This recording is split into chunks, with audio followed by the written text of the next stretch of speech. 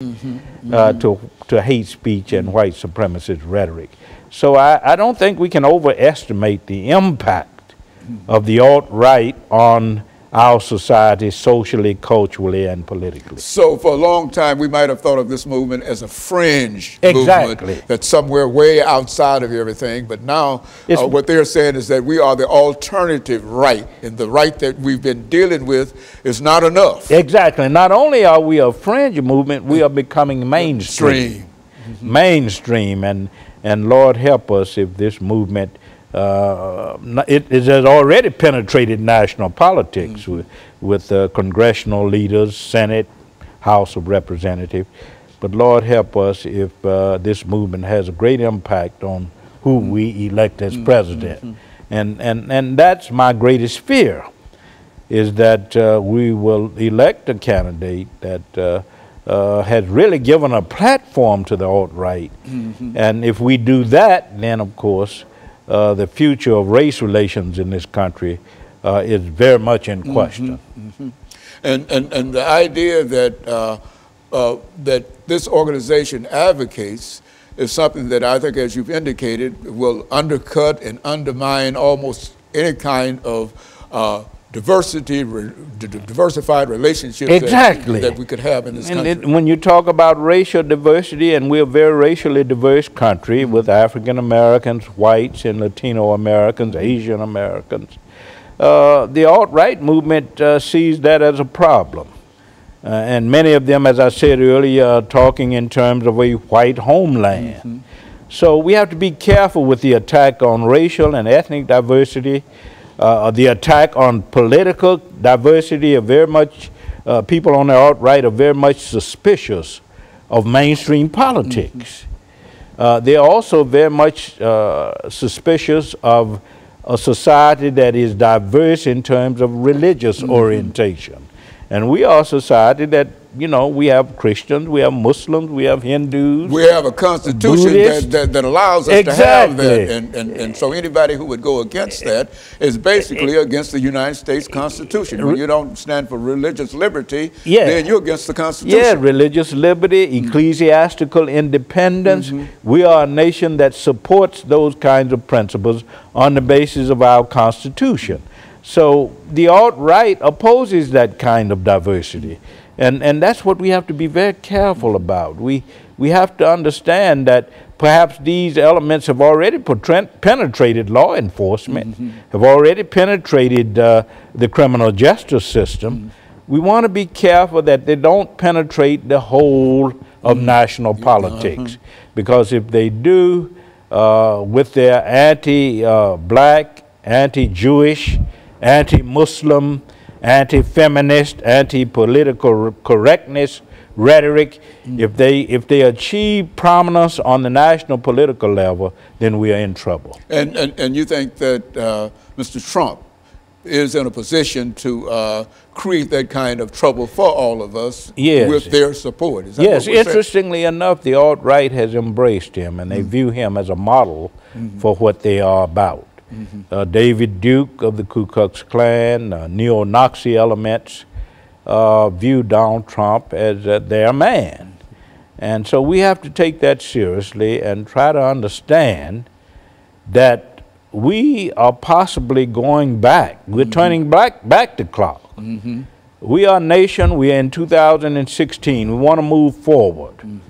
We want to, you know, establish the principle of progress and some advancement in terms of race relations, in terms of our social, cultural, and political maturity, but we will never do it if we succumb to what the alt-right is all about. And they're trying to really increase their influence almost in every aspect of American society. Yes, every aspect of American society. And if they accomplish that at the political level, particularly at the executive branch of the federal government, then I would say that we have a great cause to be concerned. Yes, and it will be a situation that we've not known in America. People might talk about us not making any kind of progress on race relations.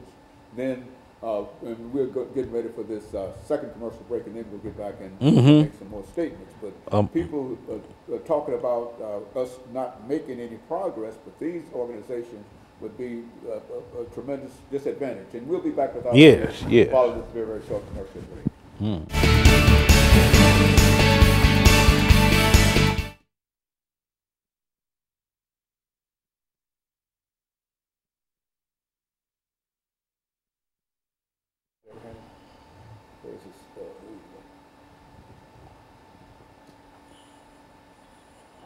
It's on. Talk for me. Hello, I'm here. With the signal.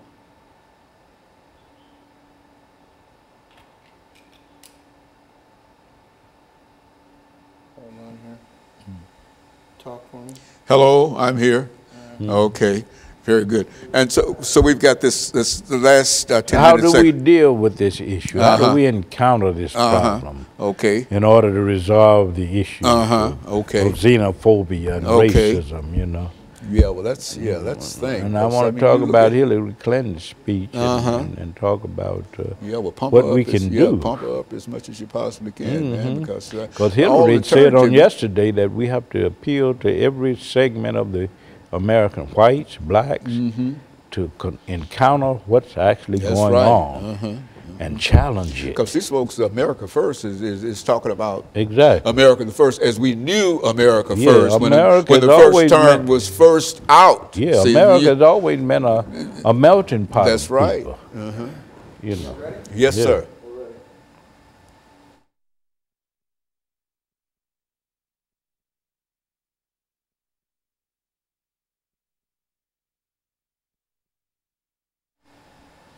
Thank you, and welcome back to the final segment of the show for today. We're talking to Dr. Louis Baldwin, and the issue is the alternative right movement and its impact upon American society, especially the political society and the political election of 2016. And so, Dr. Baldwin, let's pick up where we left off, and this is our final segment. I think we've got about 9 minutes in this segment, but let's try to give our audience as much information as you can possibly give them concerning what we have to do and how we ought to react to this movement. And make it serious, because this is a serious... Yes, I think we have to react on a number of levels. This movement, of course, uses, as I said, the websites, social media, to advance its ideals, its values, its ideologies. So what we have to do is to use social media also to counter this kind of movement. We also have to appeal to our political leaders like Hillary Clinton and others, Democratic Party, Republican Party, to really face what's happening. Hillary Clinton made this speech, I think back on August 16th about the alt-right, trying to warn us about what's happening in terms of its program of anti-immigrationism and anti-diversity and anti-multiculturalism. So what we have to do is to take this seriously. I don't think we are very serious about our response at this point about what's going on. We need to understand that what is happening with the alt-right is really a normalization of hate speech. And not only a normalization of hate speech, but the idea of bringing some intellectual respectability to hate speech and white supremacist rhetoric. And that's not what we are about in this country. We are a country that resulted from a melting pot of races and ethnic groups. Blacks, African people, Asian people, Latinos, European peoples. And we need to understand that that's what we are about. That's who we are. And if we understand that, I think we will counter any movement or oppose any movement that seeks to divide us on the basis of race and ethnicity and religion, which is what the alt-right movement is about. We are facing a challenge. And if we don't deal with that challenge through social media, the internet, through our politics, etc., then we'll go back, I think, to the 1920s and 30s in terms of race relations. Do you believe, Dr. Baldwin, that this is the most serious threat that we've had against American democracy since emancipation? Exactly. I think this is the most serious threat. I think the most serious threat to our existence as a nation is internal. We talk a lot about ISIS and the external threats with Islamic terrorism, and that is a threat. But I think the greatest threat to our survival as a nation is internal. And it results from the alternative right and from the more radical right-wing, conservative, extremist movements that are against diversity, that are promoting white supremacy, xenophobia, anti-Semitism. I think that's our greatest threat. Nations, great civilizations are often destroyed from within, not from without. So we have to be concerned about what's going on in our society, and while realizing also that there are external threats. And so in a real sense, we've never had to really face anything like this alternative right, and especially its ability to sort of move into the regular political organizations, the regular political parties. All other times, these were generally third-party movements and et cetera, et cetera. Fringe movements. The fringe movements. Yeah. But this movement has somehow climbed into into the political process, and it sort of considers itself one of the two major political parties. Exactly. It appears to me. Not only the political processes, but as I said earlier, law enforcement, criminal justice system. We see the penetration of this alt-right movement at all levels, and if we're not careful, we will destroy ourselves. Not forget about it, but we have to understand that the greatest threat to our survival and welfare as a nation may not be ISIS, may not be external terrorism. It might be the kind of domestic terrorism and the kind of extremism that exists within our own nation. And that's becoming more and more apparent. Exactly. And sometimes some of the things that you would have thought would never be possible prior to the last year and a half now seems to be something that could possibly happen unless we are resolute in terms of how we try to. What should we do now? In terms I do think that we need to take seriously what politicians like Hillary Clinton are telling us about the alt-right. We need to also appeal to the white community to become more conscious of what's going on and to use the resources of that community to counter what's going on. See, people of color cannot deal with that issue alone. You have African Americans, you have Latino Americans, you have Asian Americans, and all are potentially targets of the alt-right because they are against diversity. They are against multiculturalism. And what we have to do is to call all Americans to the task of speaking out against any form of intolerance and bigotry, which is what the alt-right movement is about.